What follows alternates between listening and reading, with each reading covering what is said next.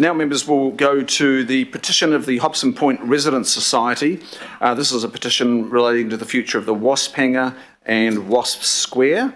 And welcome Louise Taylor. Now, I think Louise is via electronic connection. That's right. Welcome, Louise. If you can hear me now, feel free to proceed.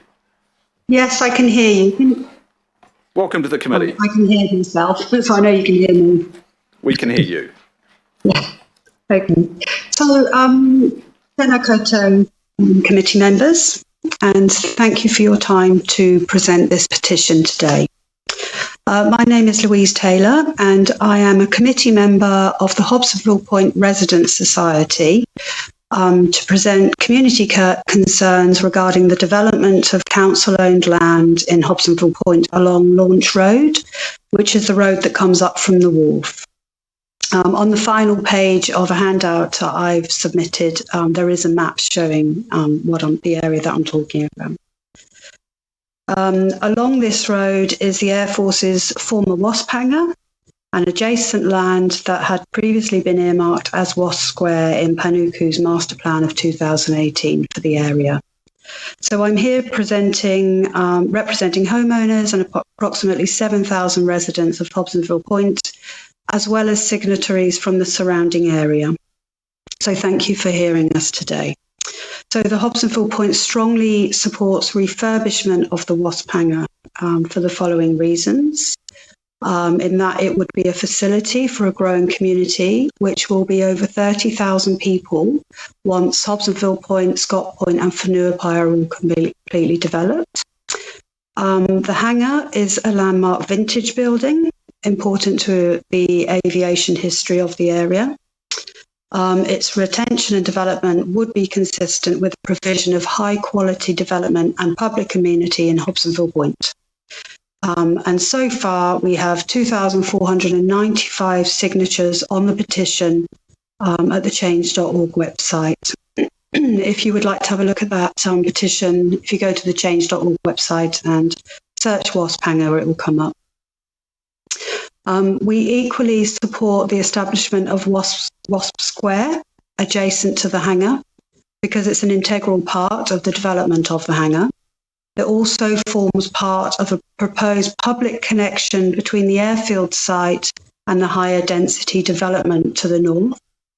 It will create a new public space for Hobsonville Point that serves as a heart for the community. And this is something that was strongly identified as a need in a resident survey a couple of years back, that there was lacking a heart in the area.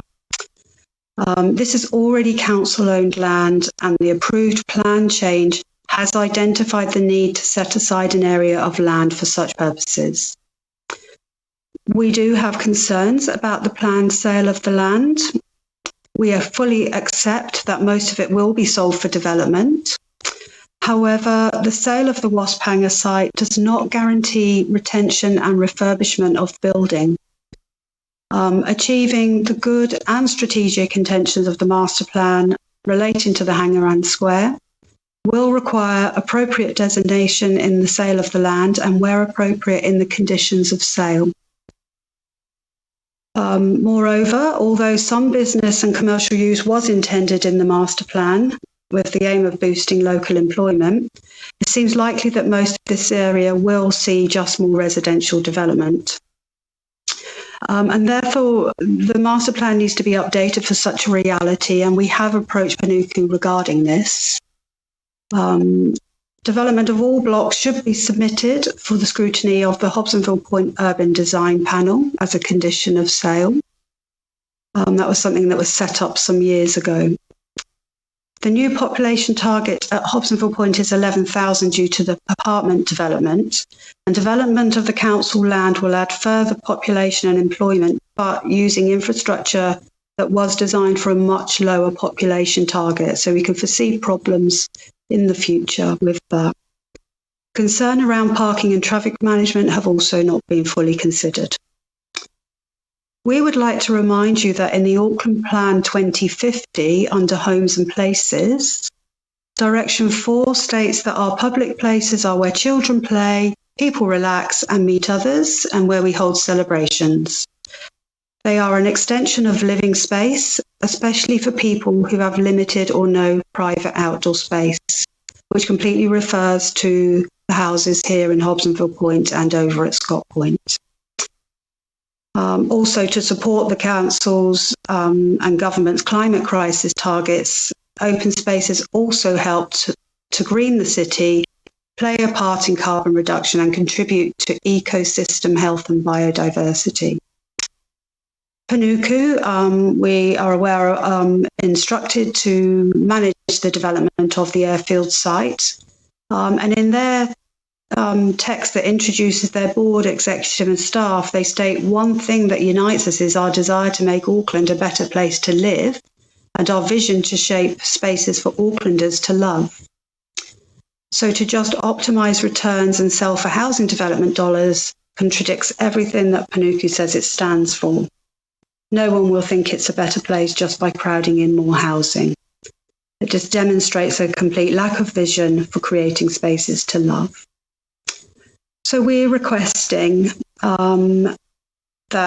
we are aware firstly that the negotiations with Kayanga Ora regarding the sale of the hangar and the adjacent lot have ceased. We understand there's no potential quick sale, and therefore are urging planning committee members to reconsider their decision to halt renovations on the Wasp hangar and to reinstate the original plan to renovate the hangar. We would request council development of the adjacent area into Wasp Square and support the local board to initiate their plan and utilise their financial contribution to develop an indoor court facility, which again is well supported by residents. Reinstating this plan would benefit the wider population, not just Hobsonville Point. This is for the northwest region of Auckland. So thank you for your time. That's a lot of words, I'm aware. Thank you, Louise. No, good words as well. So thank you for that. Now, normally we would be taking the receipt of the paper petition, but it's a new age we're in, and you're connecting electronically, and you will be sending your petition electronically today, I understand. Is that correct? I've already sent it. It's already received. Okay, so that's how we are receiving the petition, members. Thank you, Louise. Now I'll take some questions. Councillor Walker. I've just got a question around the provision that's required under the plan change for neighbourhood parks within the space that we're proposing to sell. That amounts to 5,627 square metres, part of which was identified as Wasp Square, directly adjacent to the Wasp hangar. Has your association had any engagement with any part of council, Panuku or Kayanga Ora, around what that might look like, those neighbourhood reserves and where they would be? We have been in contact. We have met with Kayanga Ora, Panuku and the local board, and we've put forward our petition and our request. They haven't come back with us necessarily with what their plans might be, other than what was in the master plan. Is that what you were asking? Sure. And I have one other question, Mr. Chair, and that's really just going to the provision of indoor recreation space for sports in Hobsonville. Is there anything proposed in your area? No, not that we're aware of. Thanks. Thank you, Councillor. Councillor Watson, please. Thank you for your petition, Louise. And in respect of the very numerous numbers of people signing it, I think, was it 2,700, did you say? Which must represent a fair proportion of the households that are there already.